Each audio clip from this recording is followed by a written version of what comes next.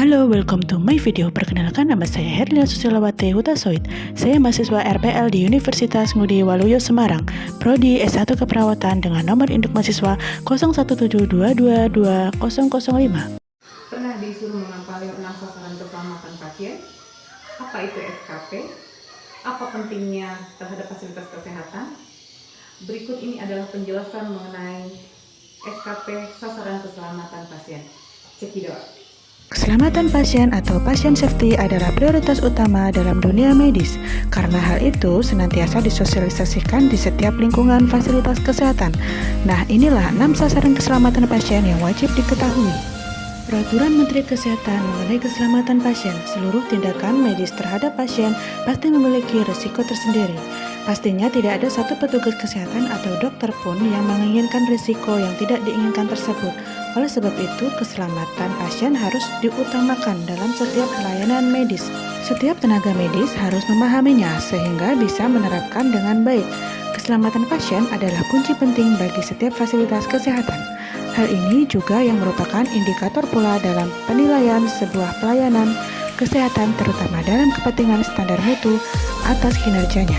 Untuk menjamin hal tersebut, maka sudah ditetapkan 6 sasaran keselamatan pasien secara internasional. Ketentuan tersebut dikenal dengan istilah IPSG, International Patient Safety Goals. Dalam peraturan tersebut ada 6 sasaran untuk menjamin keselamatan pasien. Ketentuan itu pun menjadi pijakan pemerintah Indonesia melalui Kementerian Kesehatan dengan menerbitkan Permenkes RI nomor 1691/Menkes/Per/7 Peraturan itu terkait dengan keselamatan pada pasien yang dirawat di pelayanan kesehatan. Inilah 6 sasaran keselamatan pasien. Sasaran 1.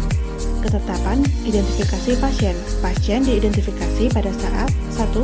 Sebelum pemberian obat, 2. Sebelum pengambilan darah atau spesimen lain untuk pemeriksaan klinis, 3. Sebelum melakukan pengobatan, 4. Sebelum melakukan tindakan. Identifikasi pasien dengan menggunakan 2 dari 3 identifikasi, yaitu 1. Nama pasien, 2.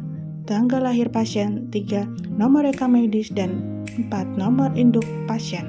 Sasaran keselamatan pasien yang kedua yaitu meningkatkan komunikasi yang efektif. Komunikasi yang efektif adalah komunikasi yang dilakukan dua arah secara sistematis, tepat waktu, akurat, lengkap, jelas, dan dipahami oleh pihak-pihak yang memberi dan menerima informasi. SBAR merupakan bentuk struktur mendasar komunikasi atau pemberi informasi dengan penerima informasi.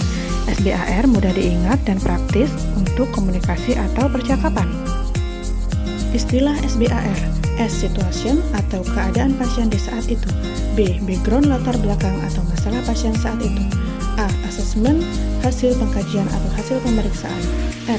Recommendation atau terapi untuk pasien yang akan diberikan. Keamanan terhadap obat-obatan yang perlu diwaspadai dilakukan untuk mencegah terjadinya kesalahan. Sasaran yang ketiga, peningkatan keamanan obat yang perlu diwaspadai.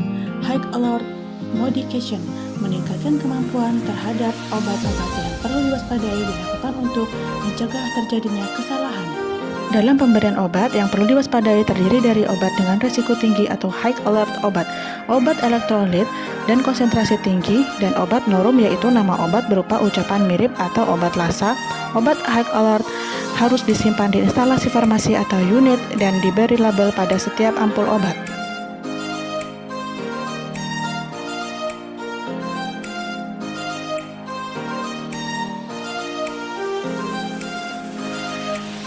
Sasaran yang keempat, memastikan sisi yang benar, prosedur yang benar, pasien yang benar pada pembedahan atau tindakan invasif lainnya, bertujuan agar tidak terjadi kesalahan dalam tindakan pembedahan salah lokasi, salah prosedur, atau salah pasien operasi. Kesalahan dapat terjadi akibat dari komunikasi yang tidak efektif, tidak melibatkan pasien dalam penandaan lokasi operasi, dan tidak ada prosedur memverifikasi lokasi operasi tersebut. Sasaran kelima, mengurangi risiko infeksi akibat perawatan kesehatan. Upaya terpenting masalah infeksi adalah dengan menjaga kebersihan tangan, yaitu dengan mencuci tangan.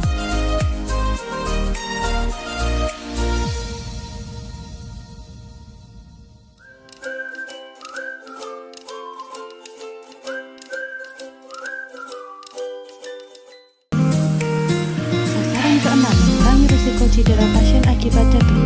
Pencegahan risiko pasien cedera akibat jatuh di puskesmas diantaranya dengan memberikan stiker kuning sebagai penanda pasien perlu dimonitor karena berisiko jatuh.